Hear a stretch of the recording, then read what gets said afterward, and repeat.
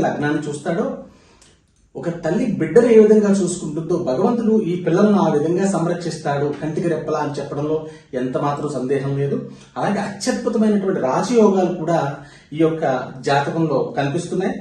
బుధ శుక్రులు కలిసినటువంటి అపరకుబేర యోగము, రవి బుధులు కలిసినటువంటి బుధాదిత్య యోగము, అలాగే భాగ్యంలో ఉన్నటువంటి గురుడు భాగ్య యోగము, ఈ విధంగా పంచమహాపురుష యోగాల్లో అత్యద్భుతమైన యోగాలు ఈ పిల్లల జాతకాల్లో కనిపించడం జరుగుతుంది. ముఖ్యంగా వీరి యొక్క జన్మ జాతకము మనం పరిశీలించినట్లయితే భాగ్యమందు గురువు ఉండడం తండ్రికి చాలా విశేషమైనటువంటి కీర్తి ప్రతిష్టలను, మాతృస్థానంలో పంచగ్రహ కూటమి చేత తల్లికి విశేష ఆదరణ యోగము, ధనయోగము, పుష్టి యోగము, ఈ విధమైనటువంటి అత్యద్భుతమైన యోగాలు ఈ తల్లికి కూడా గోచరిస్తున్నాయి. అదేవిధంగా పంచమంలో పూర్వపుణ్యస్థానంలో పితామహకారకుడైనటువంటి రాహువుని గురుడు చూడడం వల్ల ఈ యొక్క సంతానము వల్ల తాతకు అంటే గ్రాండ్ ఫాదర్ కి ఆయుర్వృద్ధి కలిగేటువంటి విశేషమైనటువంటి ఫలితం కూడా మనకి ఇందులో గోచరిస్తూ ఉంది.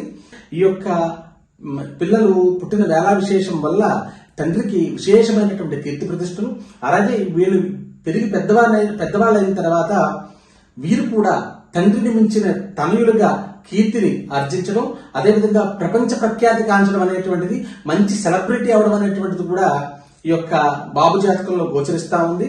కాబట్టి మనం తండ్రికి మించిన తనయుడిగా మనం రేపొద్దున్న ఈ యొక్క సంతానాన్ని మనం చూడొచ్చు.